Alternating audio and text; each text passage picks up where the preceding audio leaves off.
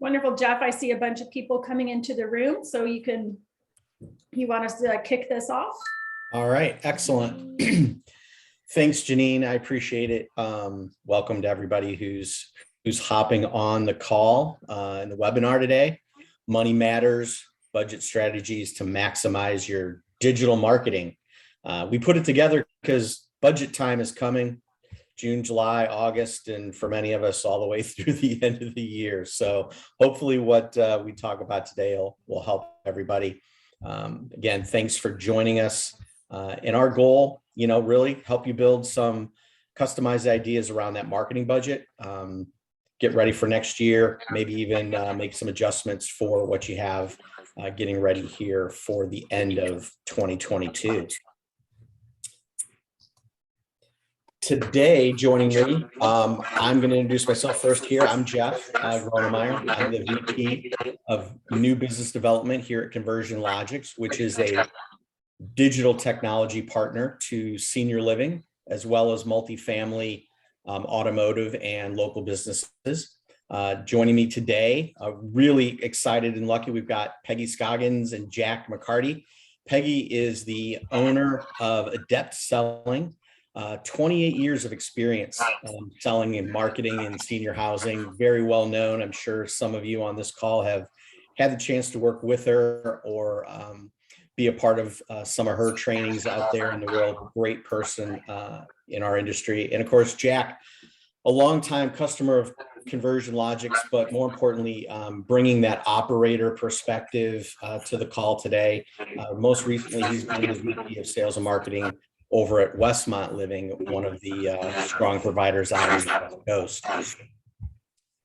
So today, we're going to run through a few things, following topics. We're going to look at how we're evaluating current marketing budgets, marketing channels to invest in, maybe some channels that you haven't thought about, or adding channels, tailoring your marketing mix to occupancy, really taking a deep look at what's the right thing to do based on your occupancy mix, maximizing that campaign performance within your budget, maybe moving some things around, some great strategies there. And of course, I think something that's important to all of us when we're looking at spend is how do we optimize that tour to move in, tour to lease, tour to deposit conversion rate, whatever you may use in your own individual operations. But we want to look at how do we optimize that through this strategy of budgeting and digital marketing and sales efforts. So we're going to jump off, go ahead and get started here after that little introduction. And what is the budget planning process, right? We'll kick off that conversation. And how do we evaluate campaigns? What does a budget planning process look like for many of us in senior living? I'm going to start here and just kind of jump in and ask Jack and Peggy, when you're working either as a consultant coming in to work with an operator, or Jack yourself, at the operations that you've held leadership roles in, what are you looking at when you sit down at the beginning of this budgeting process? Things that you take into account, what you want to have on your plate in front of you as you start to tell people, this is what we should go after. This is what we want to try to accomplish as we look at what our budgets and marketing are going to be for the upcoming years. Well, I'll go first. Yeah. So thank you. I want to thank you all for inviting me to be a part of this webinar. It's a pleasure to be here. And it's a great question. What do you start with this whole budgeting process? What I will often go to first is really identify what are your needs. How many leads do you need? And so easiest way to do that is I have an Excel spreadsheet, and I'm sure you can do this fairly easy, is create a growth plan. To create a growth plan, you need to know where you want to be in terms of occupancy at a certain date and time. So if you're doing an annual plan, 12 months out from now, where do you want to be? And then also build in your attrition rate. We know with occupancy, we have to backfill any unit that gets vacated. So what's your attrition rate? When I put a plan together, I will do this based on service line or care level, because we know that our needs and attrition and conversion rates are uniquely different, for independent living versus memory care, for example. So a couple other things that you need to really be able to define what are the number of leads that you need is your inquiry to move in conversion ratio. And so how many leads does it take?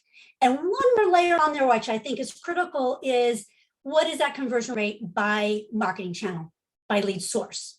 Because that we know can be different. A direct mail campaign is going to have a different conversion rate than a professional referral versus a digital marketing. And so understanding what your marketing mix is going to be, where you're going to be putting those dollars and how many leads you need, you can back into how many leads do you need in order to reach those goals at the end of whatever that time period. Generally, if you break it down annually and then break it down by quarters.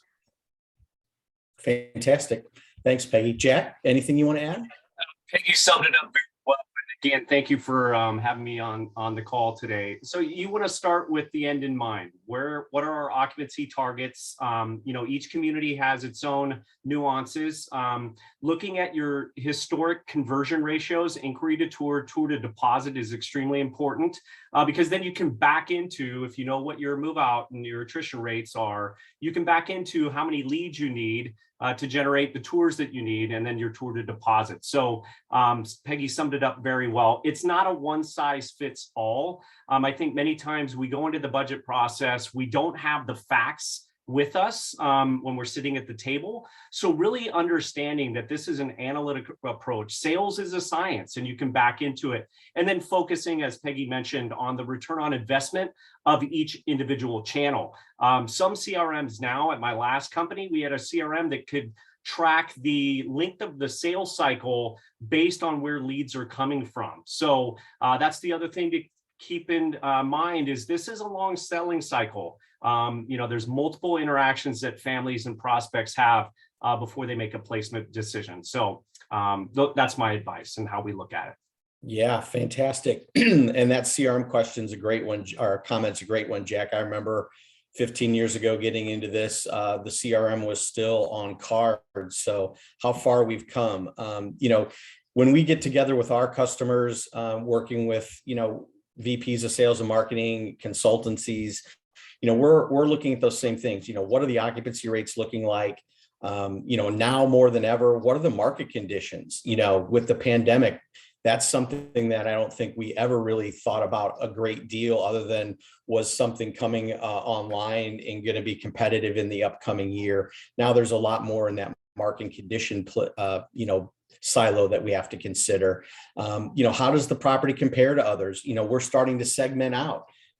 Now, again, we have middle market operators, we have, the luxury and the active adult. So our industry has become a lot more interesting in that regard as well. And then kind of those basics, right? The traffic levels, conversion rates, always important to understand. Are they supportive of our businesses? And, we like to remind people too, let's look at the sources.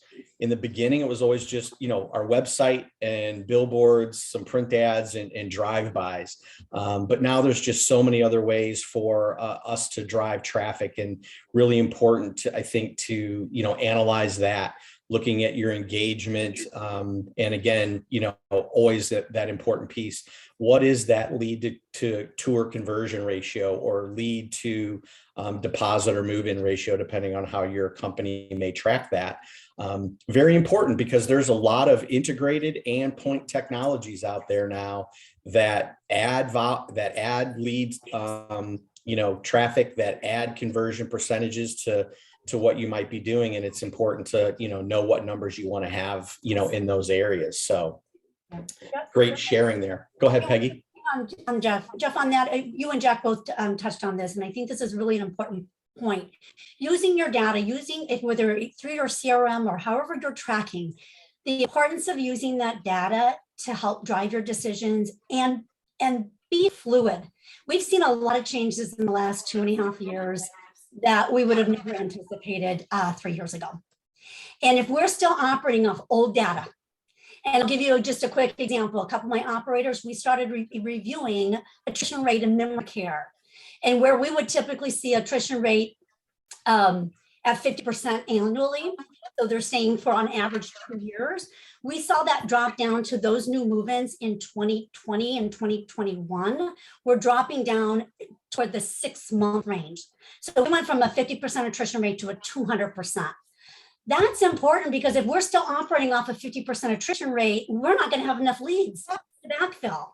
And so I think it's really important that, you know, as they say, GIGO, garbage in, garbage out, the better we can track the leads that are coming in, the source, the activities we're doing with them to convert them to a move-in, the easier it's going to be able, you guys are going to be able to do your budget planning. Yeah, I totally agree. And, you know, looking back on past, you know, data and analytics, obviously, you know, the pandemic years have changed, you know, what our jumping off points are. So long gone are the days where we could just decide to add 3% or take a little bit off of the budget for the marketing team and kind of have that work for us. So really great insights there. Obviously, things are changing and the new world ahead of us. I don't use the word the new you know, return to normal, because I don't know that normal's going to be the same as it was, but lots of new things to look at. So marketing channels, you know, there's a great example.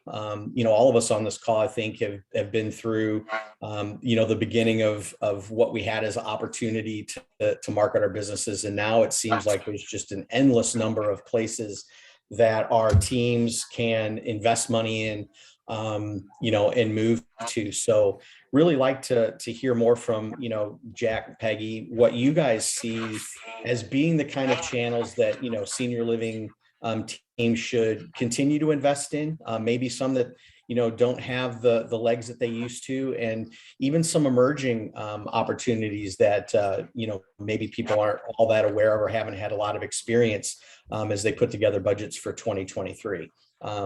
Peggy or Jack, I don't know who wants to start. I think Peggy started the first time. So Jack, why don't you kick us off on what you see in terms of channels for 2022 and 2023 and beyond? Sure. So thanks, Jeff.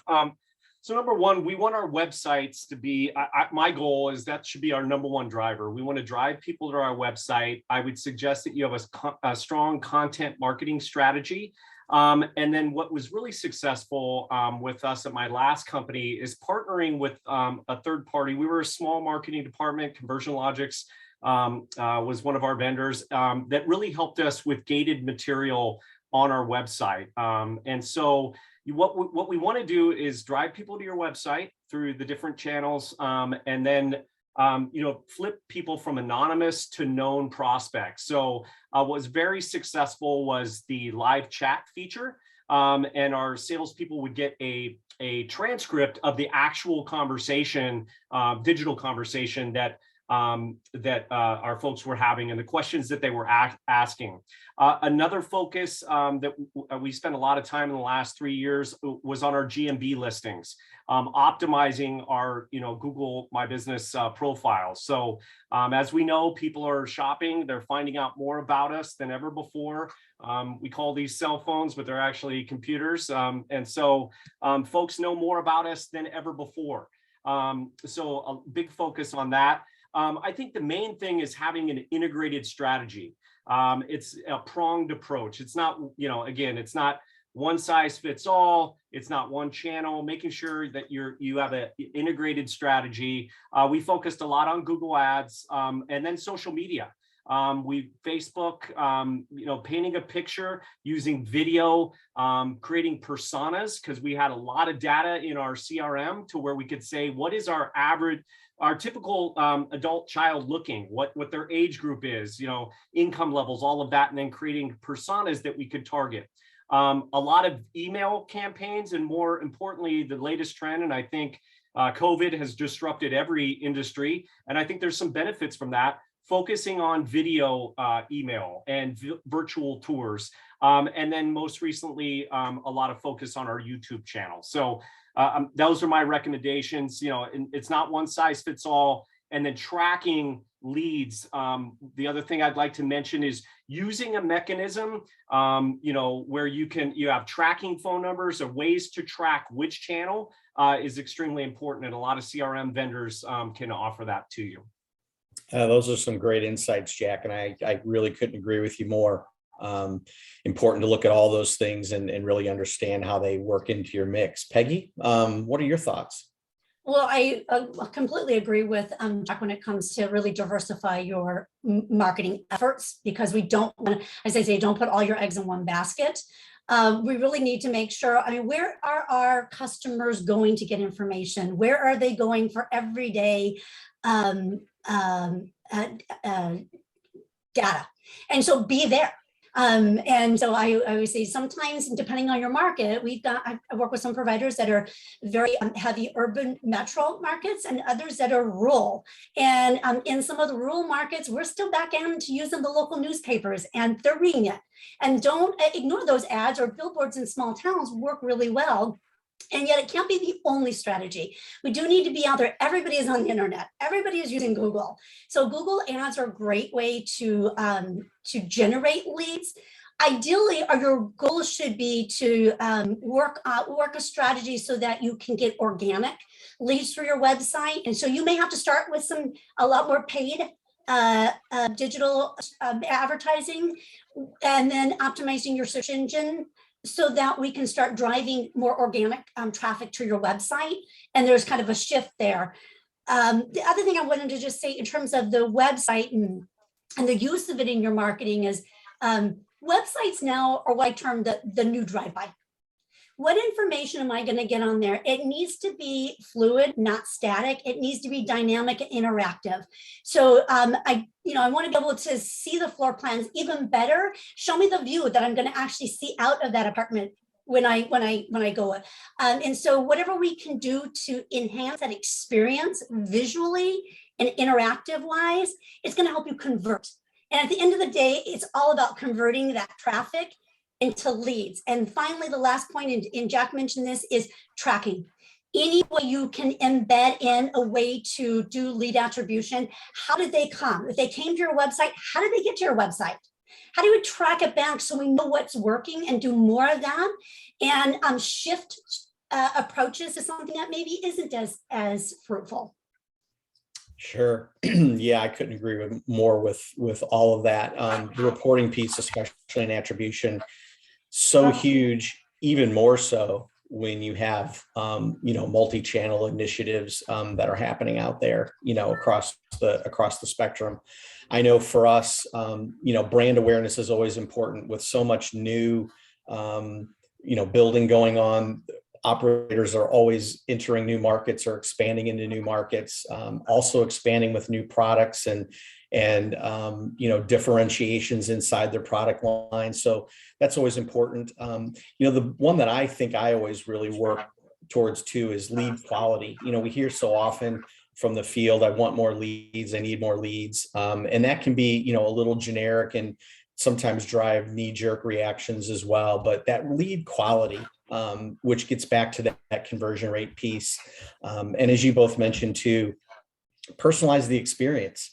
Nowadays the searcher is just doing so many different things, whether it's YouTube or TikTok or Instagram, Facebook. There's so many different places that we're consuming media, where we're seeing things, and it's important, especially for the senior living industry, I think, to remain top of mind, even when people aren't in the midst of a healthcare related move.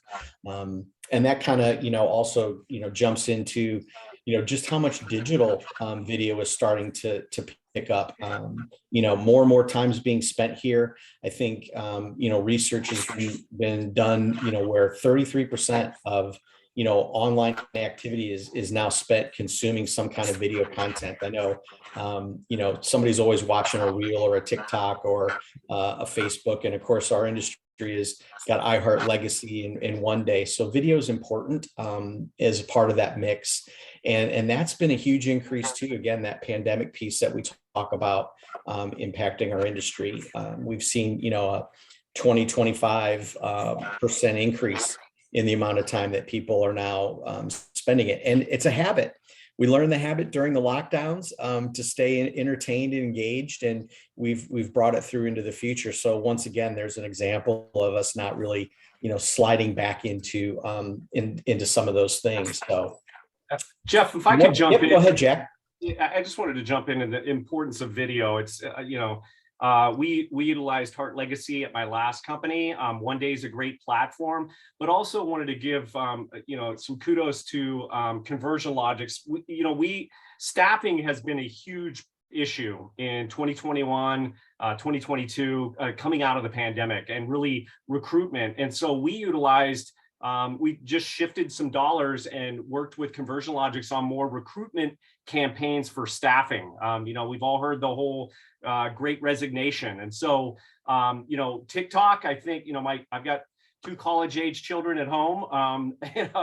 They're on TikTok all the time. I think down the road, we need to look at that. But Instagram is becoming more and more prevalent for adult children that are looking for their loved ones, but also, these trending technologies. I think we need to stay on top of the curve. And again, going back to, shifting your focus. If a community's greatest need is staffing, then how can we take a sales and marketing approach to staffing, and then partnering with your third-party vendors to help you with that was very beneficial at my last organization. So just wanted to give you guys. Yeah, that's a great point. I mean, we tend to always think about, marketing dollars as a sales only sort of function, but certainly recruiting has become a huge overriding concern. So, the digital component is very important. I always am still amazed by this, the video app trend, that YouTube is the second largest search engine on the internet.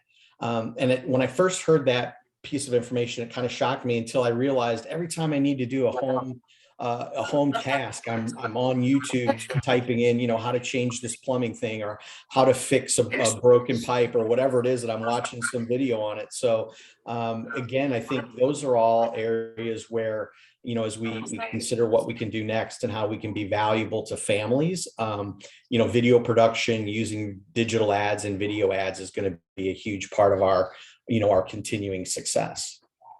It helps paint a clear picture of your community and what you offer. Again, our prospects, inquiries know more about us than ever before. And so if we can, video, it's much more engaging than a static email. And so, your YouTube channel, we invest a lot of dollars in that most recently. Fantastic. Yep. Absolutely agree with that. So, we have channels, there's obviously a great many of them to really take a look at. We understand that when we're putting budgets together, there's a, generally a concept that we have, but then a lot of it is, situational, what's happening inside of our individual portfolio. I don't think I've ever encountered a time in our industry, except maybe back in the, the very early 90s, mid 90s, where there's just so much change and growth happening, new companies coming online, new areas of, the economic strata that we're feeding to, luxury, mid-market, affordable, active adult, lots of different things are happening there. And so we've kind of covered, the importance of being multi-channel, certainly, planning what's going to go there. But, the marketing is also, contextual, pulling and pushing and different things along those lines, I think are an important part of, what we get into talking about as we start to put these together. So, when you guys are thinking about balance and what you're doing, maybe share a little bit with, everybody on the webinar about how you view, strategies in push-pull and which one you may think is, more important to rely on in certain situations, depending on, what a portfolio is trying to accomplish in terms of occupancy or growth. Jack, I'll let you go. I think you got this one first. Yeah, go ahead and kick us off, Jack. You got it. Pull versus push marketing, we talked about, and I don't know if it's the next slide, Jeff, but, Lease-Up, how do we market and based on, Lease-Up, and Peggy and I had the pleasure of speaking a couple days ago. In Lease-Up, you want to generate as many leads as possible. And it's more important to have a an integrated approach, because your aggregators, a place for mom, caring.com, are not going to send leads your way until they know that they can place, right? And so it's actually an opportunity for us to generate those organic leads that we now own. So, investing in your own website from the moment you break ground or prior, you're really selling the vision, because you can't tour the community. So utilizing virtual renderings, virtual tours is extremely important. And then you're having a targeted approach to certain zip codes that surround your community, and then working those leads over time. I think in Lease-Up, one of the errors that I've seen in my past is we work a lead, they attend an educational event on senior relocation or a doc talk. We actually get the community fee, and the sales team then says, okay, and they forget about them. So nurturing those Founders Club depositors is extremely important. Working them. One of my sayings is, we don't get paid to take deposits. We get paid to move people in. And so you've got to work them like gold. So creating a way where you're doing lunches and dinners with them has been extremely successful. But we're in Lease-Up, you're wanting to generate as many leads as possible, working them through the funnel, filling that top line funnel, and then working them to exhaustion. Peggy, I'll turn it over to you. No, absolutely. And so again, as we're talking about Lease-Up or new construction, or even some of our buildings who are recovering, and we've got a lot of room for growth. The more leads you can get front end loaded, the sooner the better. We know that there is lag time, depending on the care level, between time of inquiry and time of move-in. Matter of fact, I was just at a training yesterday, and in a roundtable discussion, and I had an independent living provider say to me, you know what, I'm just getting callbacks from leads we got 6 years ago when we broke ground. 6 years, 10 years, 10 days. Some of these are very long cycles. And so we've got to have a plan in place to not only generate the lead, but nurture the lead, and don't close them out. Especially in Lease-Ups, what I see is if they're not ready to move now, I'll hear, oh, they're just kicking the tires. They're carpet crushers. No, these people are coming. Trust me, people are not coming out to look at your building or to see your plans if you don't even have a building to show them yet, because they are just curious. There's a reason there that they're actually inquiring. And while they may not need to move today, creating that sense of urgency and providing value for why they should move is really on us. And so on this, I think I'm with Jack that we need to make sure that we're creating as many leads. We have a plan to nurture those leads. Keep them open. Don't close them unless they pass away, or they truly have gone somewhere else and they're satisfied.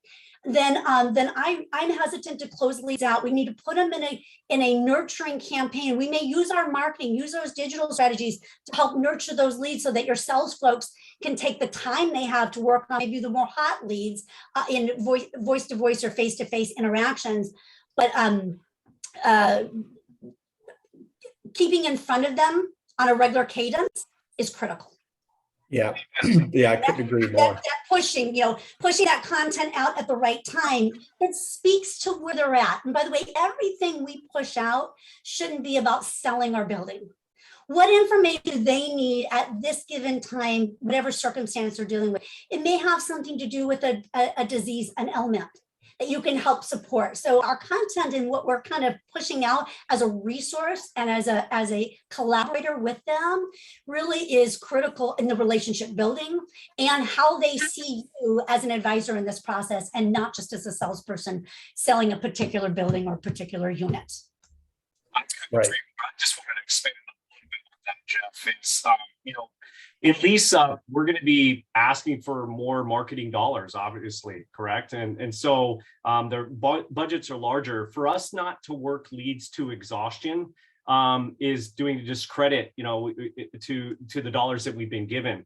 We know that this is a long sales cycle. It's even longer in independent living, because you're selling directly to the senior. Assisted living and memory care, those sales cycles are a little bit smaller, but it's taking anywhere from 6 to 9 months it's multiple interactions. So, when you're in Lease-Up, any community, you want to work leads to exhaustion, treat every lead like gold.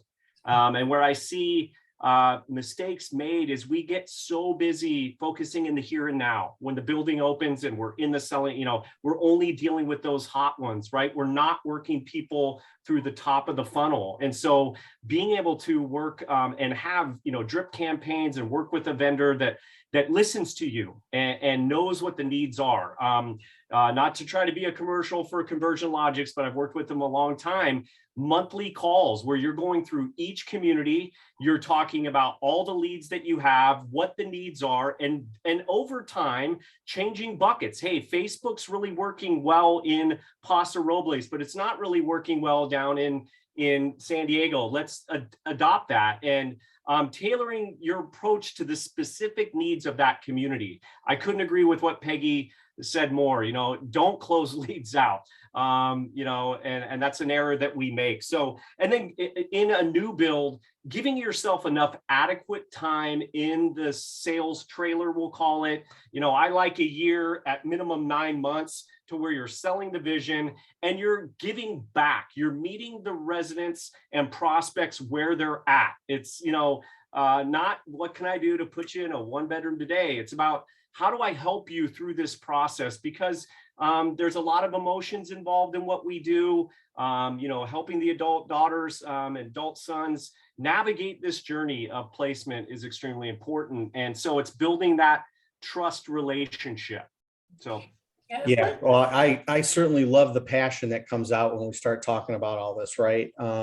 It's really because it is so important. I think our experience has always been that, the brand awareness component, push strategies, stabilize properties, that seems to be what we've got a pretty good handle on. Most of the teams that we work with in communities have vetted out their process and work well. But what you guys both brought up that I think is, super important to just state is that component of making sure that you're working the whole funnel and realizing that in your marketing budgets, in your digital budgets, there's a lot of strategy that, we can bring to bear, whether it's technology or whether it's getting, your message in front of the right people at the right time that can help throughout the funnel, not just at the top, but in the middle, at the decision-making time of whether it's time to actually go visit buildings or take virtual tours. And even during the decision process, I think that's something, especially in lease-up components, we never really know for sure when the yes moment happens and the person says, you know what, I'm going to write the check today. I'm going to become a part of the Founders Club. Maybe it's a concession. Maybe it's an interaction with an event. Maybe it's some other kind of, intentional connection that you were able to make with them. So I think it's really awesome that, you guys both see it. And of course, we do as well as we move through that. So, for us, and you kind of mentioned it, we break things out when we sit down with our folks. We do look at that. Are you in a lease-up situation? And typically most portfolios, I believe, are doing one of these three things in conjunction with the other two. It's very rare that you just have somebody doing all lease-ups, or somebody's always downward trending, or somebody's always a stabilized portfolio. So it's important, Jack, you mentioned it, that communication piece, sitting down and really understanding the client, the portfolio, the individual building, what they need, making sure that we're working with you on, that time frame, getting people, live chat. You brought that up. That's a great lease-up tool because, we can start having live conversations before we're ready to put that salesperson on site in a trailer or possibly in a design center. So some great strategies that can happen there with, the lease-up piece. And of course, I think we all know about the downward, trending pieces. We had a lot of that over the last couple of years, but, Conversion Logics, we really had a chance to learn a lot from what happened with the pandemic, and how do we redeploy? How do we deploy, certain kinds of campaign mixes, awareness and conversion to really speed up that opportunity to get motivated, sales ready leads into the pipeline for those communities. And having that in the budget is important. I'd certainly like to see, when I'm reviewing budgets with a customer, that they acknowledge that, as a section, here's our budget dollars.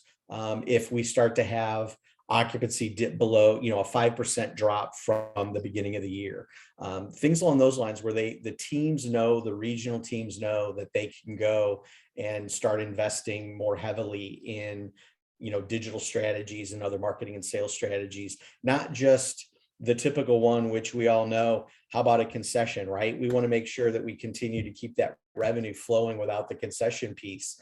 And I think digital marketing and what you guys are talking about can really make a big difference in that building that may be having a little bit of a downturn for whatever reason it may be. And I think, obviously stabilized, that nice mix, making sure you stay with it. One of the biggest things that I always get a little scared of is when we have a stabilized building that's been running along pretty well, and we start to pull marketing dollars back. We start to try to recapture maybe some revenue that wasn't, captured early before it stabilized. And it seems like maybe it's Murphy's Law, but the minute you stop spending, things start to change, and we have to go right back to it. So, we always like to remind people that what got you there is oftentimes what keeps you there. So it's important to kind of remain, careful with your budget, even if it's going to be a little more modest when you're stabilized in those kinds of areas. So appreciate those insights on everything that you guys were able to share. So Hey, Jeff, when you look at, when you look at, oh, go ahead, Peggy. Sorry. Jeff, I was just going to say something in reference to the budgets and what happens. Probably within the last 2 months, I had somebody ask me, "Do I need a marketing plan if my occupancy is really good?" And of course, we all know the answer: yes, because we operate in an environment that is fluid. We know we're going to have attrition, and we always have to plan for it. We want to plan for what we can anticipate, and then we know we need to be responsive to those things that come at us, that like a pandemic that happened. Those things we can't anticipate. We didn't anticipate that in 2019, but as we got into it, we needed to go back to that marketing plan and make some course corrections now based on the current environment. So it doesn't matter if you're a single building that has 50 units, or you're part of a large facility organization with 250, 350 units in a campus. Everybody needs a marketing plan based on the needs of that particular community. And then that marketing plan, you have your budget set based on the needs. So I think that's important to just establish that regardless of your occupancy or size, scope of business, that's a critical function that needs to be done annually, and then refreshed, check and adjust as you go along. One other thing I just want to throw back in there, because Jack mentioned this a couple of slides ago, and I wanted to touch on it, is the cancellation rate. So when we're talking about lease-up, and this happens when you're in stable buildings or in lease-up, we always have a risk of a depositor canceling out. And if we don't have good systems in place or process in place to engage them with whatever they need to retain that deposit, we may be counting our chickens before they hatched. How do we use technology to help continue the relationship, especially if you have time between the reservation and your building opening, if you're in lease-up, or even those that it may be 30, 60 days out before they move? What are we doing to intentionally engage with them so that we can retain that depositor and not run the risk of a cancellation? Yeah, well, there was a gold nugget in there, the marketing plan.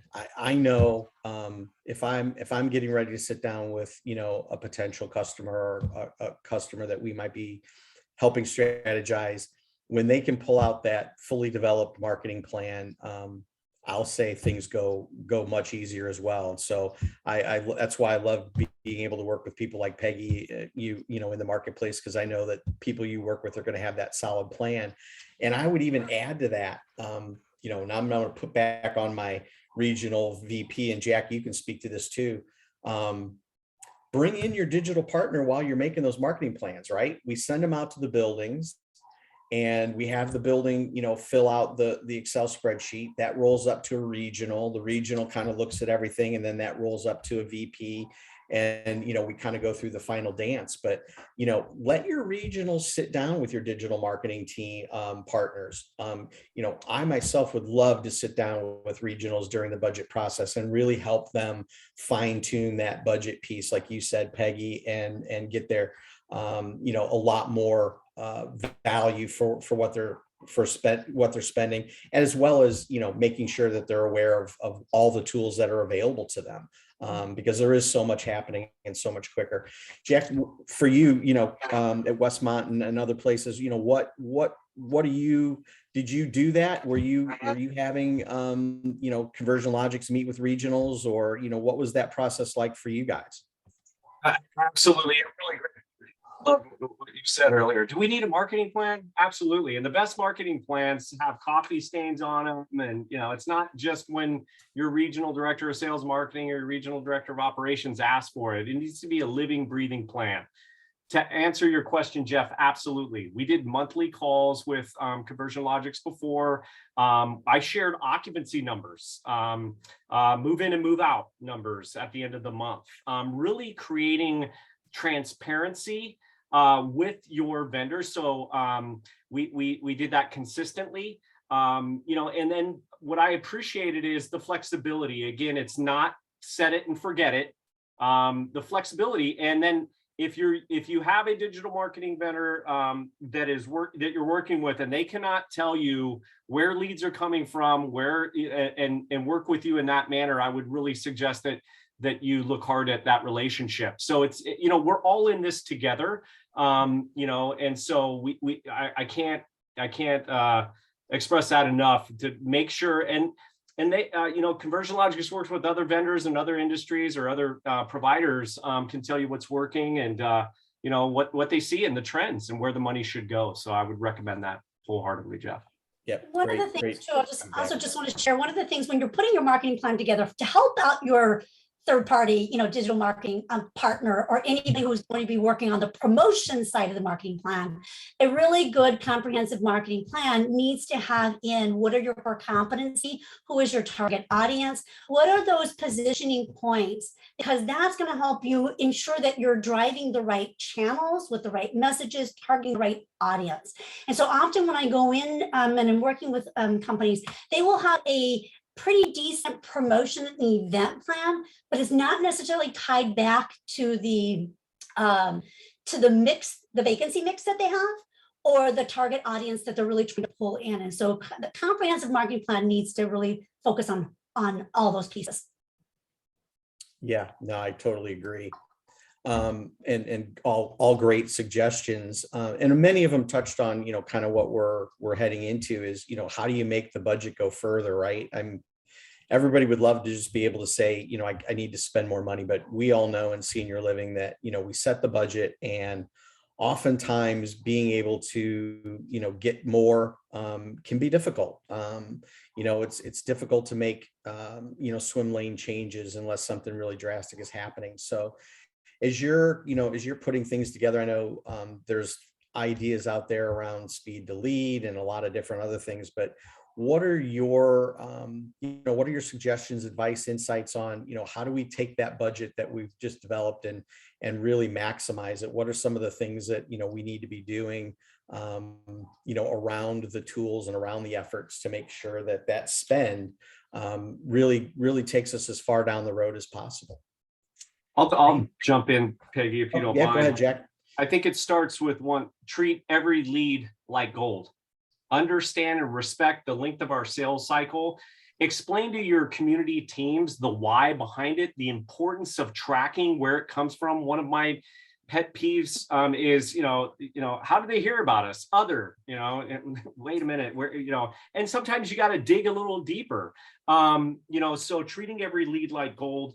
I mentioned it earlier. We do very good with the hot leads that we're getting right now. Coaching your community teams to be not only good hunters, but good farmers. And that's top of the funnel strategies that you're working with your digital marketing vendor for those drip campaigns, getting them back in. We know that this is a multiple interaction selling process, 6 to 9 months. Multiple family members coming into tour. So having an integrated strategy. We talked about sharing your marketing plans with your digital marketing vendor, so because they can post on Google My Business, the event, and you're doing postcards and doing, Facebook campaigns and things like that to really integrate. And then also creating those personas that I talked about earlier. What is your typical, prospect look like, whether it's the adult daughter, 45 to 65, or if you're in an independent living situation, more of a CCRC, you're going after those seniors themselves. So again, treat every lead like gold. Yeah, Peggy? great advice. Peggy? Yeah, so I think we talk about making sure your marketing budget goes further. I think the first piece of this is ensuring that we're not wasting our marketing dollars. So the first one is play on what Jack talked about is in my training, I do a thing called capture the lead. First thing, all the marketing dollars in the world will not do us any good if we don't have a mechanism in place to ensure that when somebody calls, walks in, or goes to our website and fills out a form somewhere digitally, electronic, that we have a response plan that is proactive. Jeff, you said the term lead is speed the lead, and I'm sure everybody's heard that term, but what does it really mean? The value, again, your marketing channels, when we talk about how do we make the budget go further, how do we capitalize on the return on investment of those marketing dollars, understanding the psychological impact that happens when our customers reach out to us and what they expect is really important. When you have someone who fills out a form, goes to your website, first of all, if you have a live chat, that's amazing because we want information right away when we're on the internet. That's why we're there. We don't want to wait a day for someone to call us back or wait for something to show up in our mailbox. We want it now. So what we know is there's all kinds of research out there. And I'm going to just tell you about one that was published through Harvard Business Review, done by InsightSales.com. When they looked at over 100,000 calls that were tracked using call tracking system, what they found was that if you call a person back who's responded to a web inquiry in 10 minutes, from five minutes to 10 minutes, you lose your ability to connect with that person by 400%.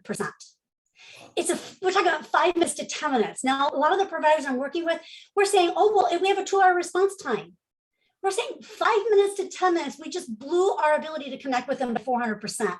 It's a minutes and seconds game, not hours, and certainly not days. So if we want to improve our ability to make a contact, and we know to get a tour and to get a move-in, we got to make contact first. So reaching out to them as quickly as possible, having a process in place for a live person whenever possible to reach out to them is critical.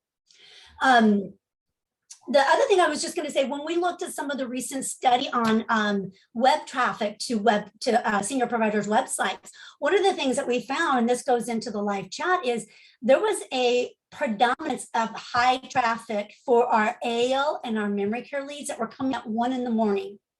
Why? These are caregivers.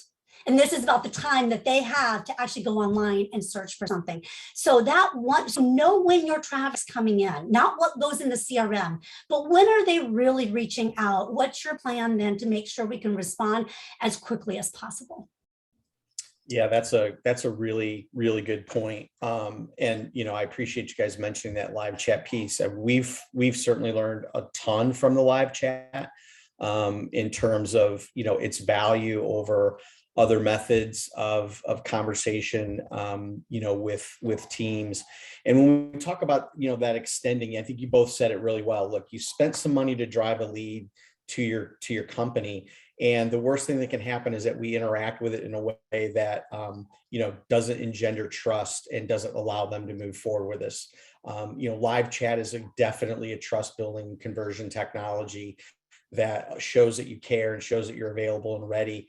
I equate it all the time to, if your mom or dad lives in a building and they want to be able to talk to the nurse or talk to the ED, they don't have to go through a whole bunch of, hoops to do that. They just want to get that information. That engenders that trust. And I think live chat does that for us in a number of ways. And then, we also, we'll share, for us, we have a product called the Conversion Cloud, which kind of ties together nicely. It's that clarity reporting. It allows you to see where leads have come from. It allows you to see what has been, the journey that they've taken. It's a very deep look, more than just, your Google Analytics piece. But, we've also found that when you utilize that TCC technology, not only are we able to increase the lead piece, which is of course maximizing the budget, but we're also, increasing just, the total number. So over like 800 communities that we worked with, we've been able to see that. And that's what you said, that's about connection. That's that 400% difference when you just don't have an available way for people to ultimately interact with your team and your community. Because at the end of the day, that's what it is. It's that personal connection that's so important in this industry. So I think that brings us to a really nice place, and something I'm really excited to hear you guys talk about here as we finish up. And that's, how do we optimize that tour to lease conversion ratio? Digital strategy, obviously, but I know there's a lot of other things that go into, how we do that, how we track those KPIs. What we don't hear a lot about is, what's the right way to address a drop in these rates, how to optimize them. So really excited to kind of hear some of your insights on, what do we do when, we might be missing the conversion rate projections, at buildings, if they're not, what we need them to be or want them to be. Well, okay, I'll start here. Yeah. I think as you're looking at your data, I know you guys said you mentioned you meet kind of on a monthly basis and review, and I recommend definitely at a minimum meeting once a month and looking at that, but also look at it on a trend. And I generally say, if you're going to trend data, you need 3 data points. So what's happening in the 3 months? It doesn't mean we have to wait 3 months to respond or to activate something, but I don't want to also freak out because we had a bad month. And I see that too often, is all of a sudden we just want to throw everything out there because it happened to be an off one data point. But if you're looking at that data starts to tell a story. It doesn't tell the whole story, but it leads you in directions. So when you're looking at your tour to move-in conversion rates lower than anticipated, well, why are they not converting? Are we following up appropriately? And right now, this is when I looked at some of the recent data from 2019, 2020, we see the number of touch points in IL, AL, and memory care being exactly the same. First time ever that I've ever looked at this data, it's 21. So 21 touch points, 3 of which are face-to-face. How are we getting back in front of them? Are we inviting them to events? Having lunch with our residents, meeting other staff members, going out and doing a home visit. But then, that's 3. You have how many others that can be some kind of video mail? Not just you as the salesperson, but how do you bring others that can influence and share their story in this process and incorporate that into your follow-up strategies? Having a proactive plan to follow up, especially those who have toured, that's critical. The fact that they've been there and toured, unless it was a walk-in and it was, not a right fit for your community, if they came into tour, there's a good chance you did a little pre-screening before they toured. So we've got a qualified lead. Now it's about working them. I couldn't agree more. I think, I know one thing from doing this 28 years. I don't know if any move-in has ever happened that hasn't come and toured your community. So they want to come see the community, normally multiple interactions. The average, you said, Peggy, is 3. That's the average. That means there's some that might be 7, might be 10, this is real. If I focus on 2, inquiry to tour So what are we doing with those, getting them in and respecting that it happens over time? We may generate inquiry today on the 15th of June. They may not, we got to work them to get them into tour, right? Then from tour to deposit or tour to move in is really where sales coaching comes in, right? And then respecting that and understanding. I think so many times we know occupancy is down, so let's make more phone calls. We apply an efficiency solution to what is an effectiveness problem, right? Or it could be a backdoor issue. It could be that our assessments aren't being done timely. So really digging in, diagnosing what the issue is, working as a team, collaborating is extremely important. Subsequent tours, those are gold. I mean, somebody's coming back in a second time. So those are buying signals. That's an opportunity, because if we turn them off the first time, they're not coming in the second time. And then working with creating a digital marketing strategy that deals with email campaigns, video email, a drip strategy to work those people through and catching them where they're at, moving away from selling to the collective and selling to the individual. What that individual, and so giving your sales teams time to adequately document, making sure that they're document all of the nuances of that interaction with the family is extremely important. So it goes back to those treating them like gold and really focusing on voice to voice, face to face, as Peggy mentioned. Yeah, those are great suggestions. You know, and it is important. Gets back to that, you know, how do you maximize the budget? If you're going to spend the money, you definitely want it to turn into a move in. So, you know, we always obviously, you know that we're going to have to probably increase some lead volume. And that's, you know, that's probably one of the simpler pieces of it. But, you know, where we really, I think, stand out is that optimizing for quality and the follow-up. You know, our digital solutions and strategies really focus hard on that. And I think, you know, here we are in the getting ready for the budgeting season. Hopefully what you've heard is it's great to have somebody with Peggy's background to meet and talk about, you know, hey, how did last year look? What maybe is a way to, you know, change things. Great to reach out to some digital providers and see if somebody's doing something different, or if different tools, you know, could be useful to helping you, you know, overcome some of the things that, you know, you might be facing in those individual prospects and individual properties. And, you know, again, reaching out to your peers. I think one of the nice things about the pandemic that changed in our industry is more communication between senior level leaders like Jack, myself, Christy, and many others that are out there at Argentum and Smash, really sharing ideas on what we're doing to have our portfolio succeed, and realizing that if all the ships rise, we all do well. You know, we all have some responsibility for educating and making the industry better. So, you know, I think that communication piece has helped. I really, you know, super thankful for your guys' willingness to attend this with us. You know, for us, you can obviously reach out to Conversion Logics, you know, online. I know, Jack, you're on LinkedIn, and I know anybody can reach out to you there if they want to talk about, you know, what maybe, you know, you can help in terms of the budgeting process or marketing strategy at this time. You're a great voice and a willing participant. Peggy, how do people get in touch with you so they can benefit from your years of experience and expertise? Well, they can certainly find me on LinkedIn or Peggy@depthselling.com.